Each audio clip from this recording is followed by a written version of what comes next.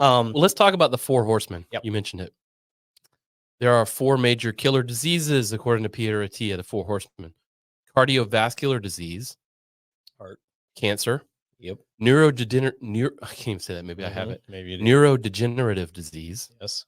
and then type 2 diabetes and metabolic dysfunction. Mhm. I've only recently started hearing that's a lie because they've said it in the CrossFit world forever, like metabolic disease. All right. I think we got a big dose of that hearing about it over COVID Correct. because it's like the number one comorbidity to COVID or anything else was metabolic disease, which is, let's just say it, being fat. Right. I was going to try to think. It's a nice way to say overweight. Yeah, but morbidly overweight, and that it Yes. affects so much more than Yeah. just you walking around. Mhm. It affects your blood. It affects everything. Yeah. And, cardiovascular disease is definitely helped by working out. Right. I don't know about cancer. I don't know shit about cancer other than it ain't good. I know neurodegenerative diseases can also be helped by working out. Yes. And then, of course, metabolic disease. Right. It's Kind of literally cured by working out. Right. For the most part, yes. Unless you have type 1. Well, yeah, that's actually not as. It's kind of rare, isn't it? It's rarer. Rarer. Yeah. Yeah. But yes, most of the people who have diabetes now have type 2. And So I'll insert his. I found a short with him now. Yeah. What made you start to lose faith that diet and nutrition were the answer?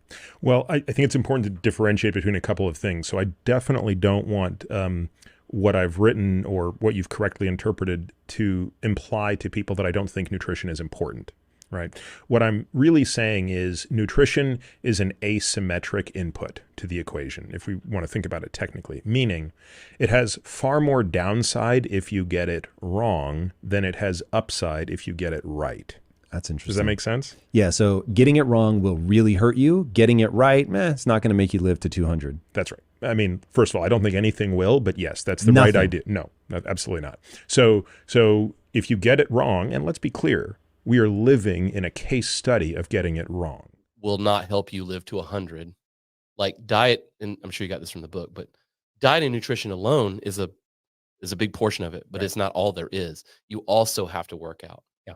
And I coach a lot of people on that. Like, you come here for the working out portion, and here are your benefits. We're going to help you cardiovascularly. We're going to help, all the stuff around that. We're going to help you, like, neurologically. We're going to help your mind-body connection. Right. Along with that is diet and nutrition. Yep. And I often will coach them to do one or the other first.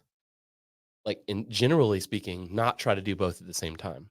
For your average person who hasn't done anything ever, at least in the past 10 years, they come in, they're zero sum, they're looking to change their life. It's usually one of the two, in my opinion.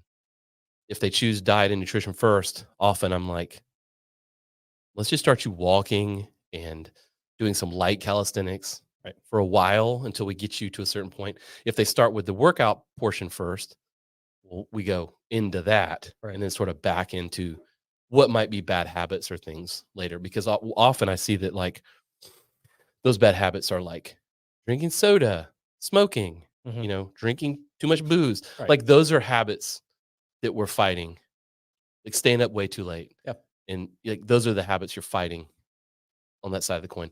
Right. All that to say is, it was good to be, like, redeemed a little bit by all the things I've read and heard from Peter Attia saying similar things.